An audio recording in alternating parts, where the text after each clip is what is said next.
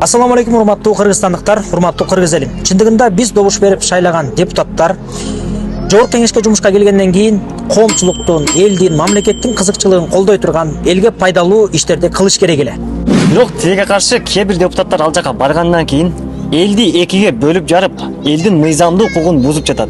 Тактап айтканда, Малиев Арсланбек аттуу депутат кыргыз мамлекетине буга чейин дагы зыяндуу иштерди жасап жатат. Буга чейин Куранды бурмалап, хиджабка асылып, жана ошондой эле казинону колдоп келген. Азыркы учурда хиджабка асылып, монтураган эже карындаштарыбыздын укугун тепсеп жатат. Бул Малиев депутат конституцияга, динге системдүү түрдө кайта каршы чыгып келет. Биз мыйзамдуу өлкөдө жашайбыз. Бизде баш мыйзамыбыз конституция.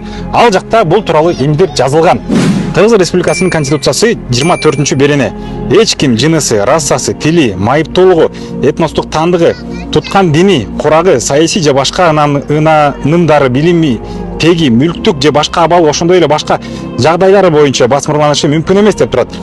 Билим берүү жөнүндө мыйзамды карасак, 3-беренеде билим алуу укугу дейт. Кыргыз Республикасынын жарандары жынысына, улутуна, тилине, социалдык жана мүлк абалына, ден соолугунун мүмкүнчүлүктөрүнүн чектелгенине, ишинин түрүнө жана мүнөзүнө, дин тутуусуна, саясий жана диний ынанымдарына, жашаган жерине жана дагы башка жагдайлар карабастан билим алууга укуктуу.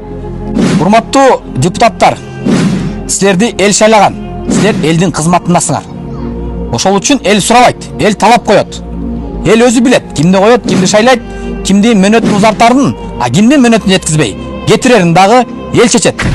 Ошондуктан Малиев Арсланбек аттуу депутатка мандатын тапшырышына кыргыз элим кол чогулуп баштады.